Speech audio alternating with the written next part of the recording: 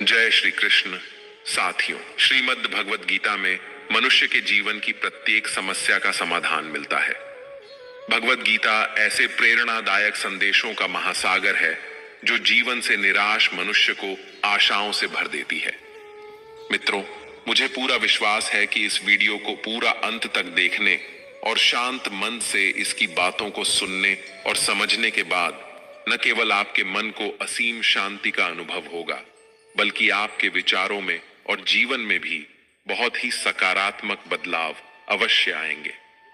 मैं यह गारंटी के साथ कह सकता हूं कि जो कोई भी इस गीता सार को पूरा अंत तक सुनेगा और इसके ज्ञान को अपने जीवन में उतारेगा, उसे अपनी हर समस्या का, हर परेशानी का समाधान अवश्य मिलेगा। उसे वह सब कुछ मिलेगा जो वह पाना चाहता है। इसलिए इस भगवद गीता सार को आप हर रोज सुबह और रात में सोने से पहले अवश्य सुने। दोस्तों, श्रीमद् भगवद गीता में भगवान श्री कृष्ण कहते हैं, जो भी मनुष्य श्रद्धा से युक्त होकर और दोषों से रहित होकर इस गीता शास्त्र का अध्ययन, श्रवण और मनन करता है, वह सभी पापों से मुक्त होकर मेरे परम धाम को प्राप्त होता है।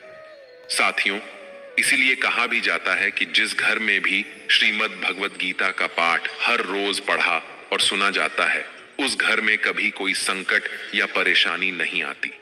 भगवान श्री कृष्ण की कृपा और आशीर्वाद हमेशा उस घर पर बना रहता है और जीवन सुख, संपत्ति, धन, वैभव और आनंद से परिपूर्ण हो जाता है।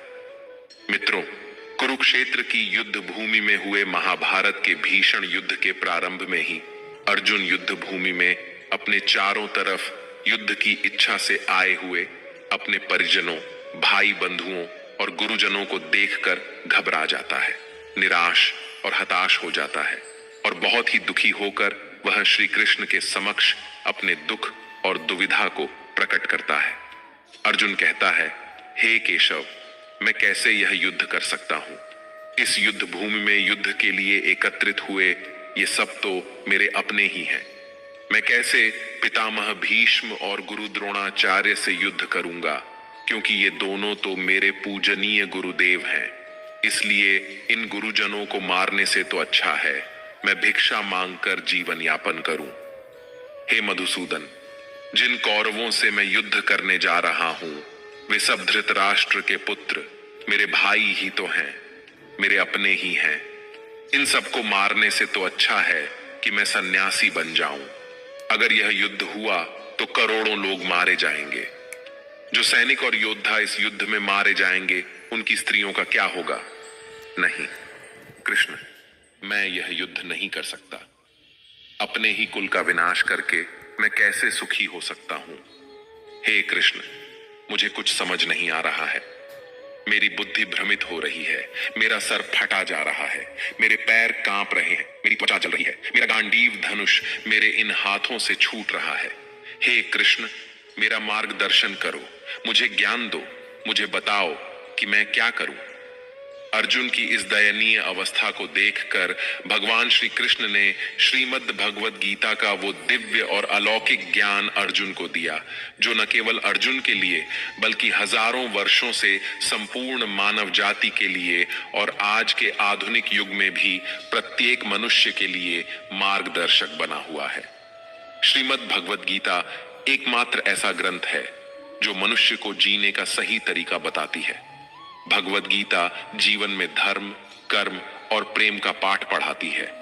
इसलिए हमें नित्य प्रतिदिन श्रीमद् भगवद गीता का अध्ययन अवश्य करना चाहिए। अर्जुन की दुविधा और संशय को देखकर भगवान श्री कृष्ण ने अर्जुन से कहा, हे अर्जुन, तू बड़ी बड़ी ज्ञानियों सी बातें करता है, लेकिन जो सच में ज्ञानी होता है वह इस तरह दुख और शोक नहीं करता है। तेरे हाथ में कुछ है ही नहीं, तू चाहकर भी कुछ नियंत्रित नहीं कर सकता। जीवन और मरण तो प्रकृति की नियति है। ये सब लोग वास्तव में मेरे ही द्वारा मारे जाएंगे। तू तो सिर्फ एक निमित्त मात्र है। इसीलिए जो ज्ञानी होता है वह किसी के मरने पर रोता नहीं है। ज्ञानी जन न ही बीते हुए कल का शोक करते हैं और न ही आने वाले कल की चिंता करते हैं।